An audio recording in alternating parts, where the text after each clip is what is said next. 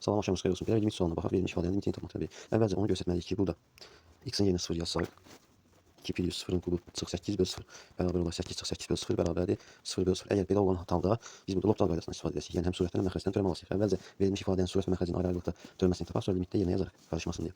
Deməli yazarıq ki, 2 pi x-in kubu çıx 8-in törəməsi bölü x-in törəməsi. Deməli burada çıxmaya nəzərən olan törəmədə birincinin törəməsi çıx ikincinin törəməsi olmalıdır. Yəni biz burada yazacağıq 2 pi x-in törəməsi, bir də çıxılsın 8-in törəməsi. 2 pi x-in törəməsində də biz bilməliyik ki, x kubunun məsəl üçün törəməsini biz tapanda qüvvətdəki ədəd vurulur qarşıya, 3 vurulur x və qüvvət bir vahid azalır 3x-in kvadratı. Burada da eyni üsulu tətbiq etsək 3 vurulacaqdır qarşıya, 3 vurulsun 2 pi x-in üzərində kvadratı və vurulsun 2 pi x-in törəməsi olmalıdır. Sadəcə olaraq biz bilməliyik ki, 2 pi x-in törəməsi də gəlib 1 olasın. Niyə? Çünki toplaymaya nəzərən törəmədə birincinin törəməsi, yəni sabitin törəməsi 0-dır. Yadda saxla.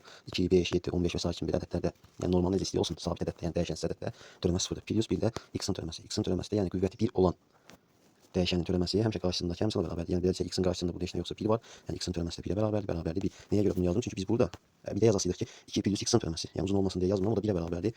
Çıxılsın 8-in törəməsi burada yuxarıda əvvəl qeyd etdim. 0-a bərabərdir. Bölünsün x-in törəməsi də 1-ə.